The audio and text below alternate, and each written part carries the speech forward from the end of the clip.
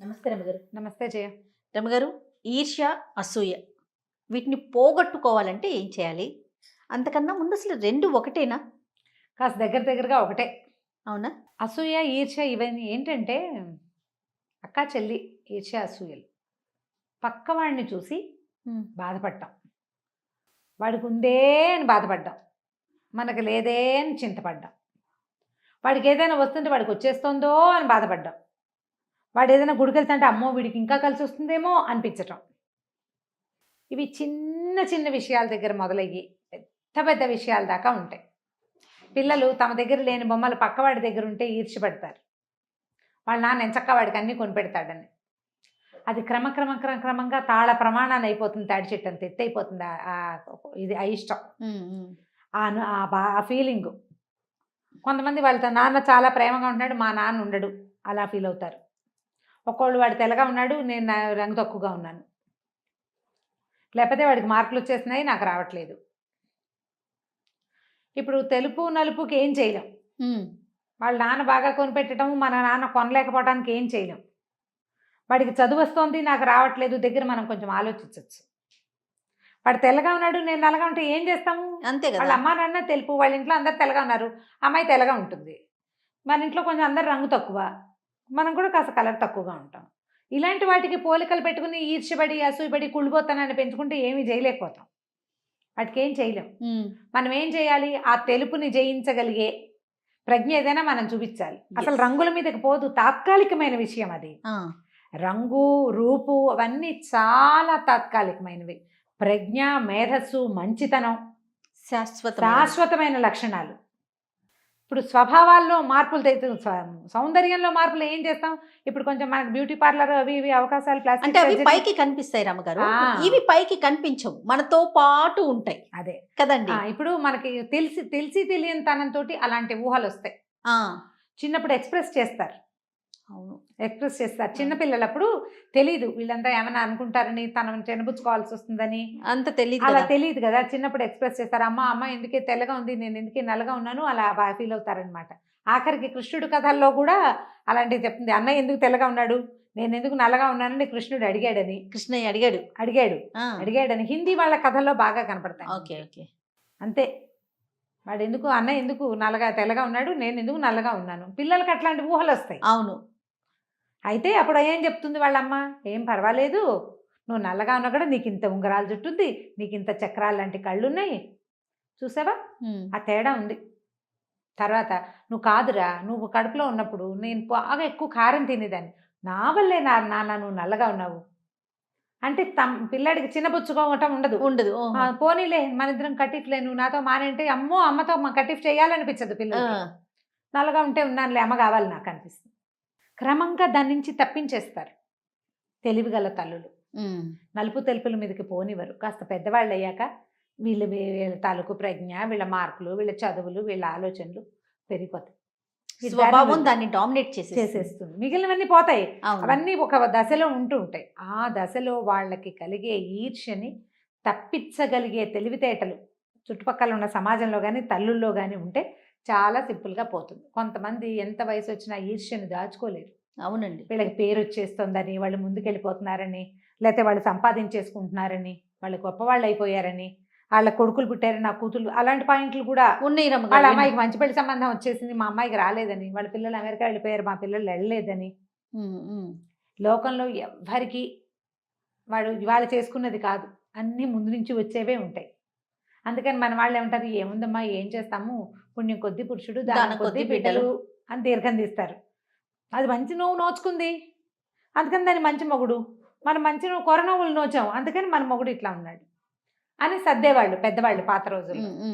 ఈ గుణాన్ని పోగొట్టుకోకపోతే కట్టెకున్న నిప్పు కట్టెని కాల్చినట్టుగానే మనుషుల్ని కాల్చేస్తుంది.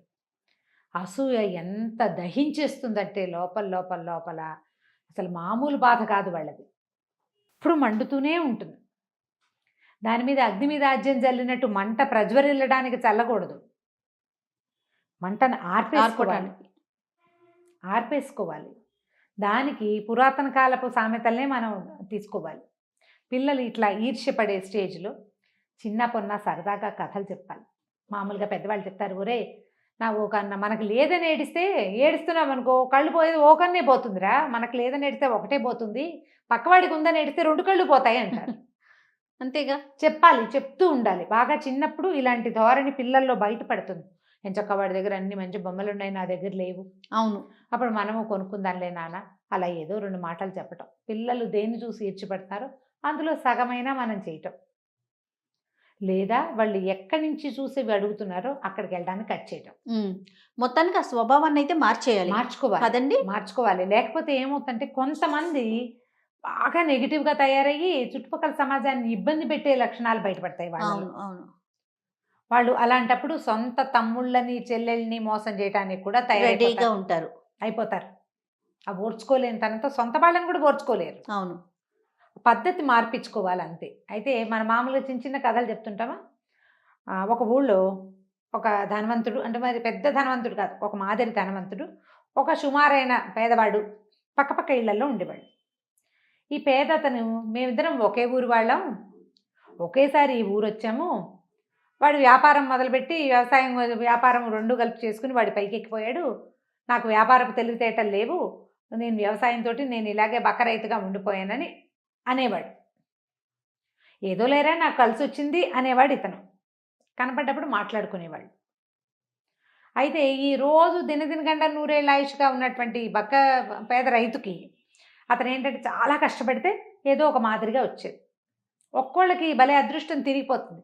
2 ఎకరాల పొలం వాళ్ళే మెల్లిగా జాగ్రత్తగా చేయటం వల్ల వాళ్ళ సమయం కలిసి వచ్చో, ఎక్కడి నుంచైనా 10 రూపాయలు కలిసే అవకాశం వచ్చో వీళ్ళు బాగా పెరుగుతారు. అవును. 2 యాడ్ అయ్యి మెల్లిగా 10-15 ఎకరాల ఆసాంలో అయిన వాళ్ళని చూస్తూనే ఉంటాం మనం. అతని విషయంలో అట్లా జరగలే. ఆయనకు సంతానం ఎక్కువ, ఆ 2 ఎకరాలతోటే ఉన్నాడు. పక్కనున్న ఆయన అదే 2 ఎకరాలతో మొదలుపెట్టి ఏదో చిన్న వడ్ల వ్యాపారం మొదలుపెట్టి పని ఎక్కువ చేసి శ్రమపడి ఒక 15 ఎకరాల ఆసామి అయ్యాడు. అయితే కొంచెం సంపాదన పరుడు అయిన తర్వాత ఆ డబ్బులున్న ఆయనకి కొంచెం భగవత్ చింతన మొదలైంది. రోజు గుళ్ళోకి వెళ్ళేవాడు. వీళ్ళు ఏమనుకునేవాడు, ఈ పక్క రైతు అనుకునేవాడు, వీడు బాగా దేవుణ్ణి కాకపట్టి ఇంకా ఇంకా పెరిగేందుకు దోహదం అవుతుంది అనుకునేవాడు. ఆయన కాకపట్టడానికి కాదు, ఆయనలో భగవత్ చింతన వచ్చేసింది. వచ్చి రోజు వెళ్ళేవాడు. పోనీ నువ్వు వెళ్ళొచ్చు కదా. ఈయన వెళ్తే అబ్బో అక్కడ ఎడ్లు ఏమైపోతున్నాయో గేదెలు ఏమైపోతున్నాయో అనిపించేది. రోజు వెళ్ళడానికి నాకెక్కడ కుదురుతుంది, నాకు పని ఉంది. వాడికి వ్యాపారం కూడా ఉంది కాబట్టి అది దేవుడిని కాకపడ్డానికి వెళ్తున్నాడు. అతను గుడికి ఎందుకు వెళ్తున్నాడో నీకు అసలు అవగాహనే లేదు ఇతనికి. సరే ఇలా కొంతకాలం అయ్యాక ఇంట్లో వాళ్ళు ఎంతసేపు గుళ్ళోకి వెళ్తున్నామని ఏదో మాట్లాడాక నాకు తపస్సు చేసుకోవాలనుంది, నేను తపస్సు చేస్తానన్నాడు.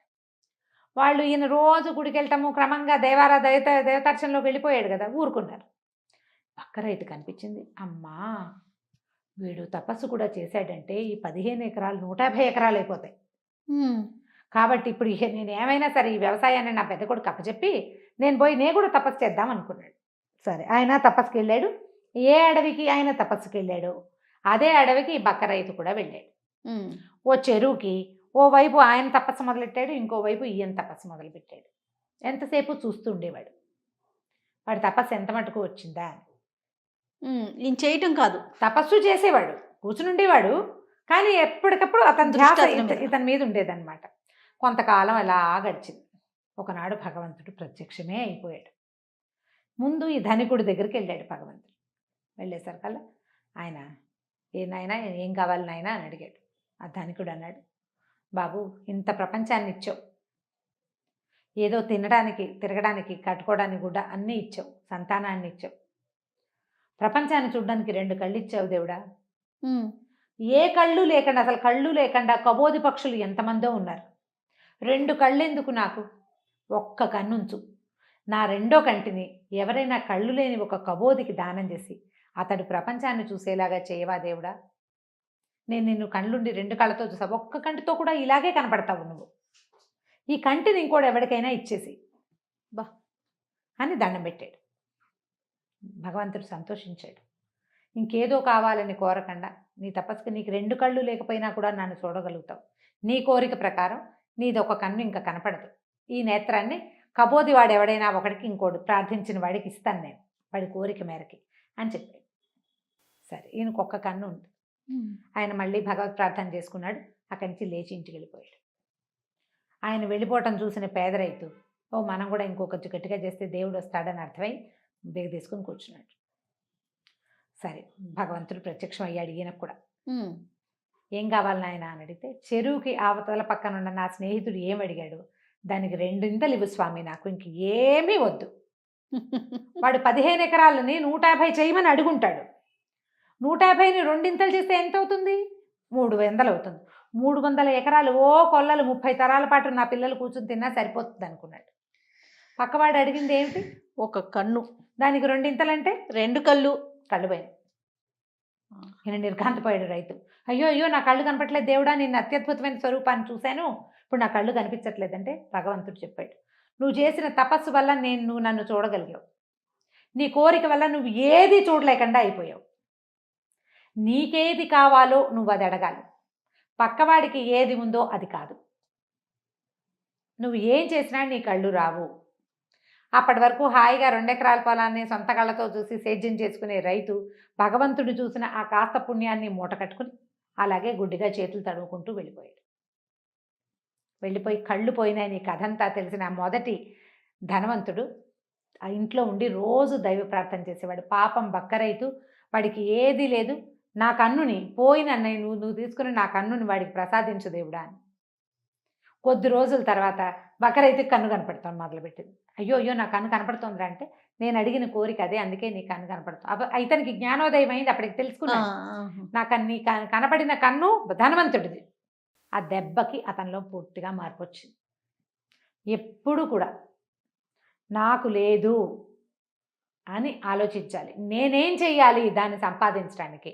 అందులో నువ్వు వాటిని ఏం సంపాదించగలవు? విద్య, జ్ఞానము, ధనము, ఇంకా కొంచెం పైకి ముందుకెళ్లేందుకు ఆధ్యాత్మిక సాధన, అవన్నీ కూడా నువ్వు స్వయంగా సాధించగలుగుతావు.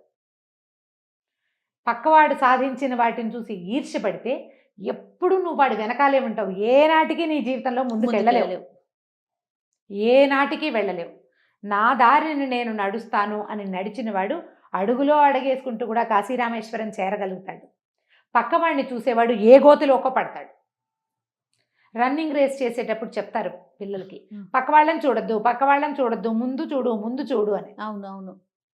నీ గోల్ అచీవ్ చేయటానికి గోల్ సెట్ చేసుకో, గోల్ వైపు పరిగెత్తు. నీ పక్కవాడి గోల్ ఏదో నీకు అక్కర్లేదు, వాడు ఎలా పరిగెడుతున్నాడో నువ్వు చూడొద్దు.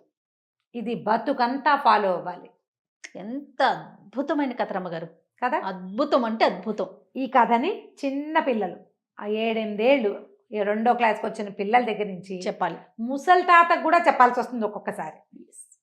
వాళ్ళ పిల్లలు పైకి వచ్చారు, నా పిల్లలు ఎందుకు రావట్లేదో అని ఏడవద్దు.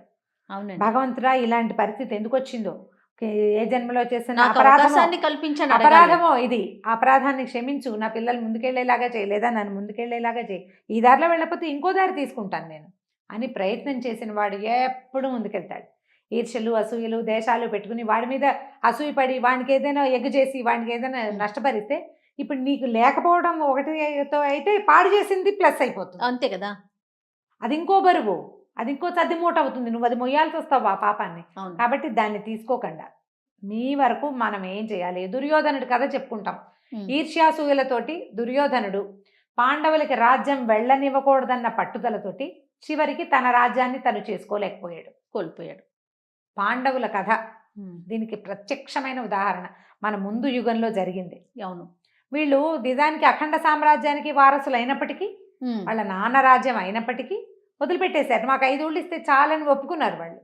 కానీ అతను తనది హక్కు కాని విషయానికి కూడా అతను పోరాడినందుకు ఏమయ్యాడు? తమ్ముళ్లతో సహా 100 మంది తమ్ముళ్ళ మరణానికి, కొన్ని లక్షల మంది మరణాలకి కారణమయ్యాడు దుర్యోధనుడు. చరిత్రహీనుడిగా మిగిలిపోయాడు కదా. చరిత్రహీనుడు అయిపోయాడు. దుర్యోధనుడు ప్రవర్తన దుష్ప్రవర్తనగా ఉండిపోయింది. దాంట్లోకి వెళ్ళొద్దు. పోనీ ఉండిపోయింది. పోనీ అతను ఏమైనా అనుభవించాడా? లేదు, అది లేదు కదా. పగతోనే అంతమయ్యాడు. కేవలం ఈర్ష్య, అసూయ అంతే. అది తప్ప రెండోది లేదు. మిగిలినన్ని వ్యవహారాల్లో దుర్యోధనుడు చాలా బలవంతుడు, చాలా గొప్పవాడు. అతను చాలా జాగ్రత్తగా చేశాడు రాజ్యాన్ని తనున్నప్పుడు. ఓకే. కానీ ఈర్ష్యను జయించలేకపోయాడు. కామక్రోధ లోభమోహ మదమాత్సర్యాల్లో ఒకటి ఇది. లోభం, నాకే కావాలన్న ఉద్దేశం పోగొట్టుకోలేకపోయాడు. పోగొట్టుకోలేకపోతే చివరికి ఏమైంది? అదే దారి. కాబట్టి ఈర్ష్య, అసూయ ఉండకూడదు. ఎలా ఉండాలంటే నామమాత్రంగా ఇప్పుడు వాడు ఒకడు మన పక్కన ఉన్న వాడికి 100 మార్కులు వస్తాయి. ఈర్ష్యపడు, 101 సాధించడానికి ప్రయత్నం చేయి. ఒట్టి ఈర్ష్య పడితే ప్రయోజనం లేదు కదా. కష్టపడాలి కదా. వాడి పరీక్ష పేపర్లు పాడు చేద్దాంలేండి దిక్కుమాల ఉద్దేశాలు వస్తాయి, అందులోకి వెళ్ళకూడదు. చాలా బాగుంది రమ్య. నమస్తే. నమస్తే జయ.